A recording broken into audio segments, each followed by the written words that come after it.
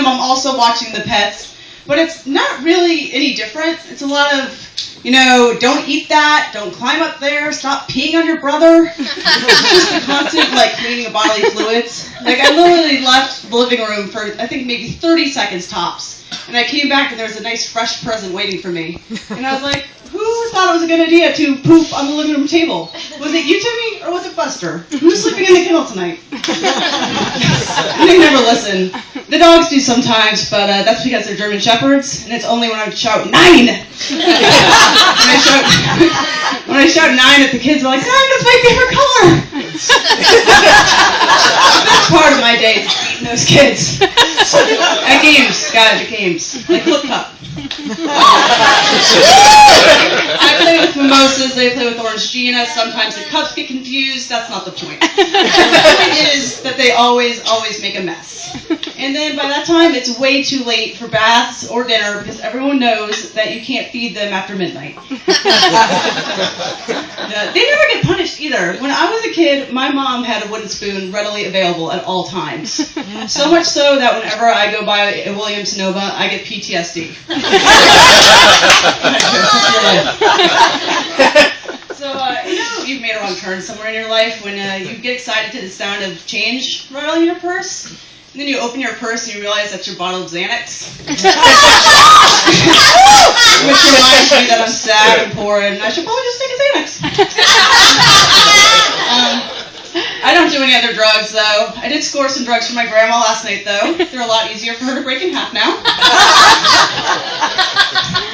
So there's a song out currently. You guys may have heard it. It's by Carly Rice, something or other.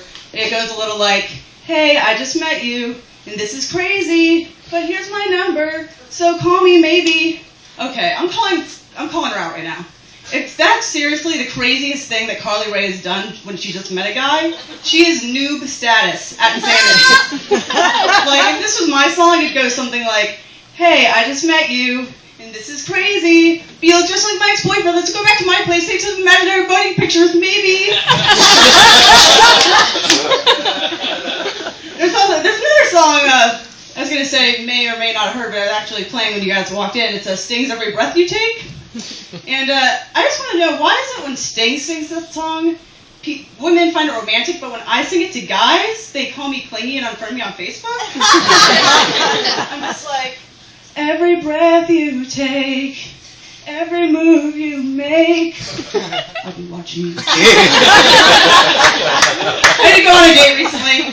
I could tell pretty soon into it that it wasn't going that well.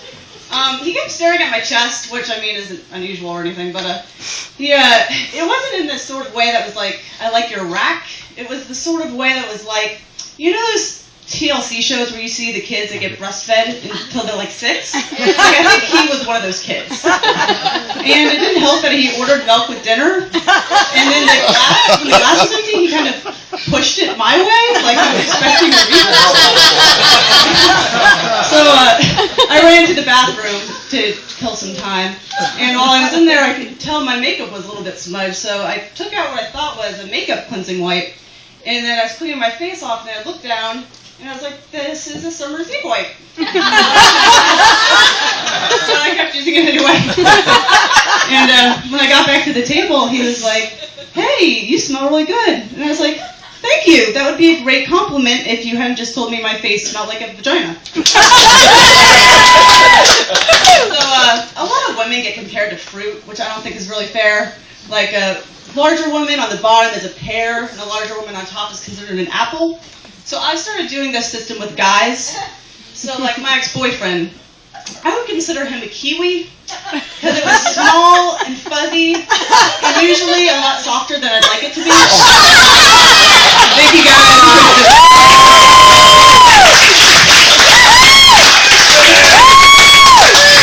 Number 4.